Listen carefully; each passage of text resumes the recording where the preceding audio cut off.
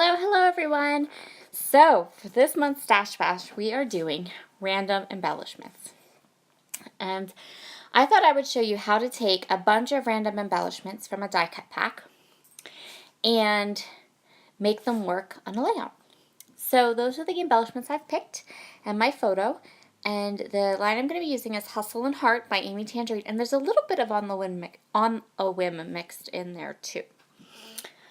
After I did the 30 Days of Sketches zoo layout with Christy's Beautiful Life, I had a subscriber actually request that I keep using Hustle and Heart because she had it and she needed some good ideas.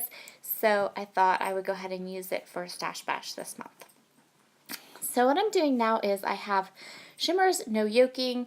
I have this green shimmers color. This is a Shimmers paint, which is my favorite Shimmers product. And this one is, I think it's called Kermit the Frog or Kermit something green. Some kind of Kermity green color. Yeah, there's some kind of Kermit in the title, in the name of the paint, I promise. And you can get it in the Spiegel Mom Scraps shop if you're interested. I think it's the only green little pot of peach he has. So I'm just going to do some splatters. I'm going to do some of the packaging technique. And so what I did was I chose a black and white photo so I could choose any color scheme that I wanted. And then I chose one die cut, which was a taco. And the taco had green and yellow and red. So I am basing my entire layout on those three colors, green, yellow, red. And I'm going to show you some tips and tricks to make some random embellishments seem less random. And I'm going to also show you some tips and tricks for really busy layouts, really busy, not layouts, really busy collections, and how to,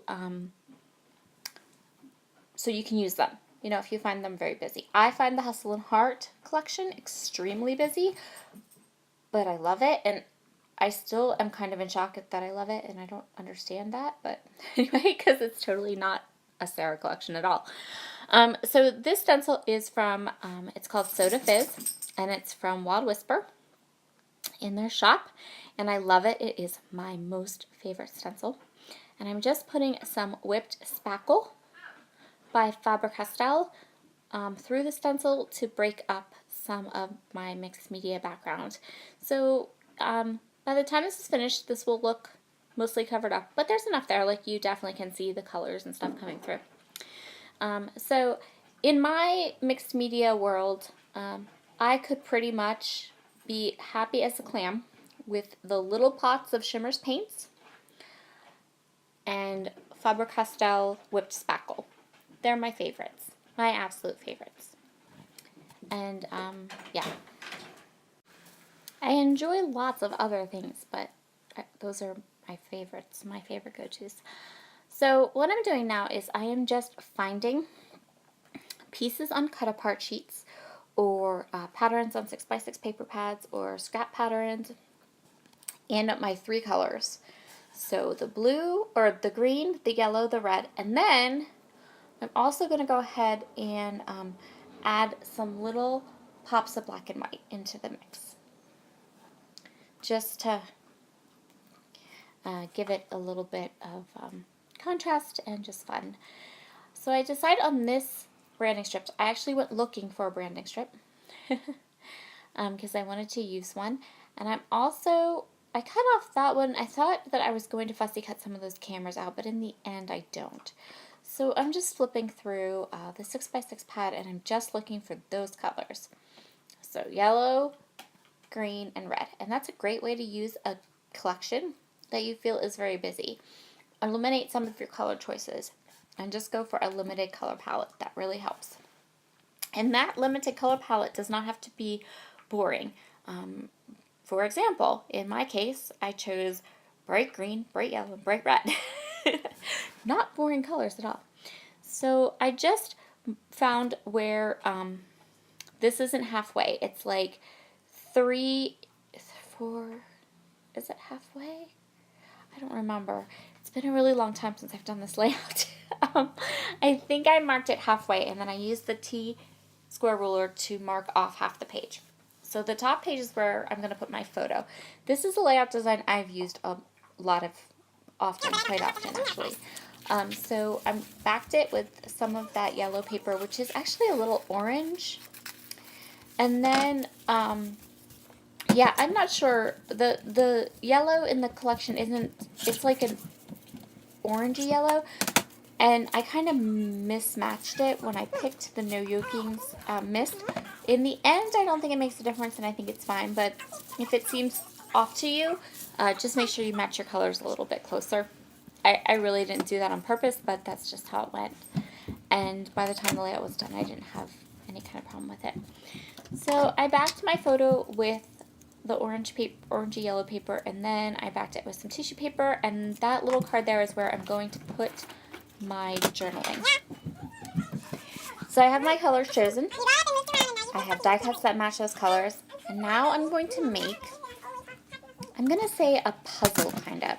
So I'm taking these die cut pieces and I'm going to back them and put them onto matching pattern papers. So if the die cut is primarily yellow, it's going to get a yellow paper behind it.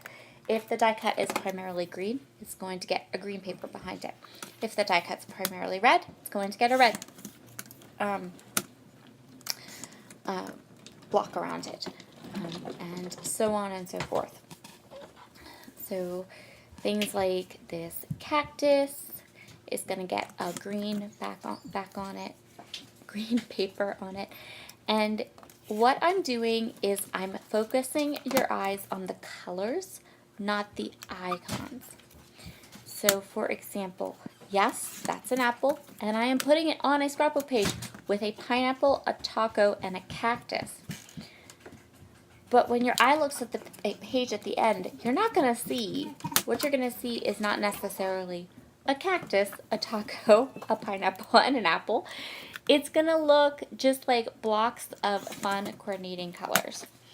And the other thing I think is a good idea is when you're choosing your photo to use some of these random embellishments with, choose a fun photo. Choose a photo that can be black and white. Choose a photo that isn't really themey. So in this case, this is my son and my nephew.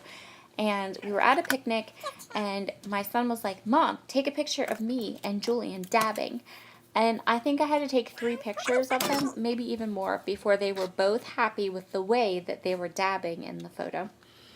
And so the photo was like, it was totally contrasty. It didn't look right. You know, there was no way for me to pull color out of it. So I turned it black and white. And yeah, now I'm just filling in. So these gappy places, I'm adding the black and white papers that I chose. And that black and white paper gives it just a little bit of a punch. And it also helps to pull in the color, the black and white on my photo. So I put this photo through a filter in PicTapGo. And yeah, that's how I got the filter. And it is very kind of like black and white. And so adding that black and white diagonal stripe really pulls it in. For whatever reason, when it comes to layouts with mixed media, and I don't think I'm the only person with this problem, I have the hardest time getting stuff to stick. So my fine line bottle with the Scotch Quick Dry glue is going to make quite a big. It's going to be quite a big part of this layout because I'm going to need it to just keep gluing stuff down. And pieces were popping up, and then I would glue it down. But now when you look at that, you just really, what your eye is going to focus on is the color. Not so much the taco, or the cactus, or the apple, or the pineapple. So I think in some cases, it's very important to, when you are using random embellishments, go for it. Use random embellishments, and use as many of them as fit into your color scheme. Because the more you use, the less random it looks, because it looks intentional. It looks like I intentionally chose to put a pineapple, a cactus, a taco, and an apple on my page. So now I'm just doing a little bit of journaling, and I'm going to put the date stamp on there and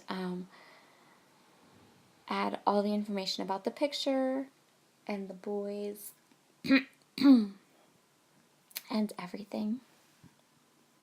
Another thing that I really like about layouts like this is adding things like staples, because your eye kind of groups everything together. They're like, oh look, they're attached. Your eye kind of goes, hey, this is attached to this. So it all is supposed to go together because they're attached to each other. That is my opinion, no one else's. So yes, more Scotch Quick Dry adhesive. The other thing I'm going to do is I have kind of a heart theme going on. So the one black and white pattern has lots of hearts. I have that block there that has a heart.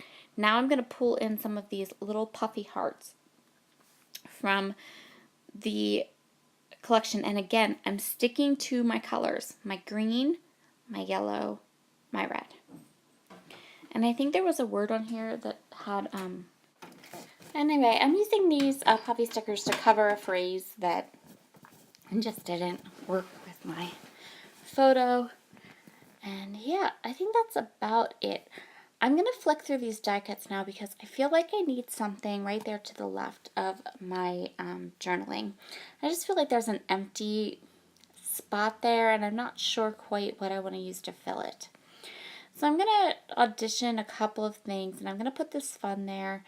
But I'm going to go ahead and flip through the rest of these die cuts. I kind of put it back and then put it down again, and eventually it is going to stay there. But it takes me a little bit to decide that that's what I want because it's not perfect. It's not, in my head, it's not really what I wanted. But yeah, okay, you'll see me here, like, I'll move it around and kind of be like, what do I think about this? But in the end, I decide that it is gonna work. It's gonna fill that space. It provides a little pop of red up at the top, and I didn't have any red up there much at all. And yeah, that will complete this layout. Thank you for joining us today for our Stash Bash hop. You can find everyone's information and all the links down below. And yeah, feel free to hop along to the next person. Have a wonderful day, and we'll see you again soon. Bye.